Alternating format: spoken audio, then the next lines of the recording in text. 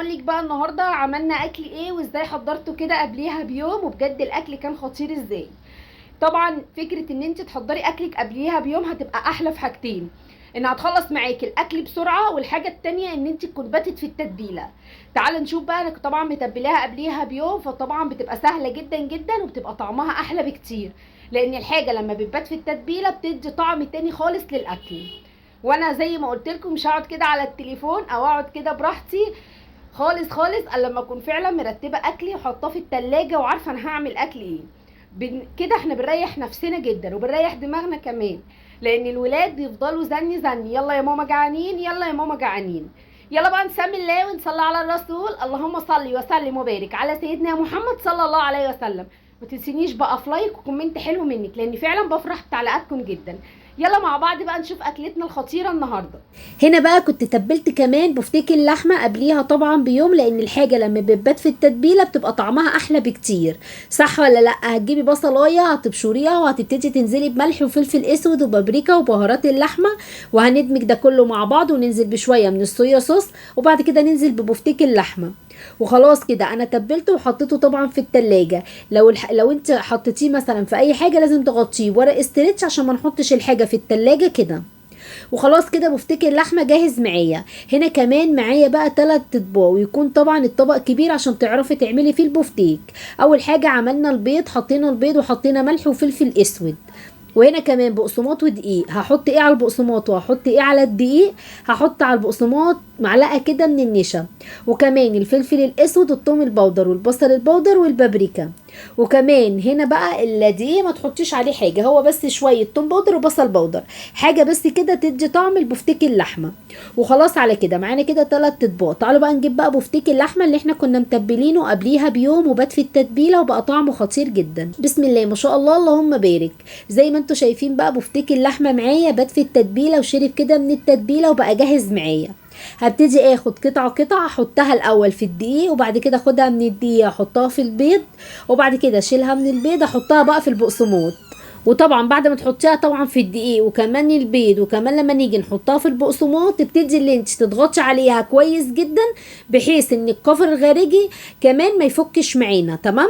وخلاص على كده هنعمل كل الكمية معانا، هنحطها في الصينية ونحطها شوية كمان كده صغيرين في التلاجة، وبعد كده نبتدي بقى اللي احنا نقلي بقى كده. هتاكلي احلى بفتيك لحمة. عايزة تعمليها كمان مع صينية بشاميل، كمان هتعمليها مع مكرونة بصلصة، مع شوية سندوتشات حتى كده، مع شوية بطاطس وشوية سلطة. اكلك في بيتك عاملاه براحتك واعمليه بمزاج، واعملي الحاجة اللي بتحبيها واللي الولاد بيحبوها. وبألف هنا وشفا عليكي وعلى الولاد. خلاص كده خدنا القطع حطيناها في الدقيق، حطيناها في البيض، نزلنا عليها كمان بالبقسماط زي ما انتوا شايفين، والبقسماط حطينا فيه توم باودر وبصل باودر وشويه من البابريكا وشويه من الفلفل الاسود والملح، زي ما يكون كده انت تبلتي اصلا البقسماط. ونعملها بقى مع شويه مكرونه وشويه بطاطس محمره. عايزه تاكليه سندوتشات كده بيبقى بجد خطير. احنا من الناس اللي بنعشق حاجه اسمها بفتيك لحمه. ولو عندي شوربه وابتديت كمان اللي انا اعمل محشي، ببتدي اعمل البفتيك كمان مع المحشي بيبقى رهيب. وكمان لو انت حتى مش عايزه تقليه بنفس الشكل اللي احنا عملناه ده، ممكن كمان تحطيه كده يبقى الستيك بقى ده، تحطيه وتحطي عليه كمان ورق العنب. وخلاص على كده. هنا بقى واحنا بنحمره ما نخليش النار عاليه عليه قوي ولا كمان واطي عليه قوي، عشان احنا عايزينه ياخد اللون الذهبي من الناحيتين وكمان يكون مستوي من جوه. هنا خلاص ابتديت كمان اللي انا بقى هحطه هنا في الزيت. وكمان الزيت زي ما قلت لك النار ما تكونش عاليه عليه قوي، عشان كمان يتعمل معايا من جميع النواحي، وكمان ياخد معايا اللون الذهبي ويكون طبعا مستوي معايا من جوه بنفس الشكل اللي انتوا شايفينه ده. بجد خطير. بسم الله ما شاء الله.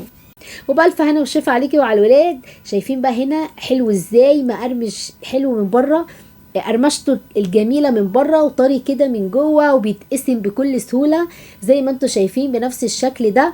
الكفر الخارجي ممتاز جدا ومتبل معانا بجد بتتبيلة حلوة جدا جدا.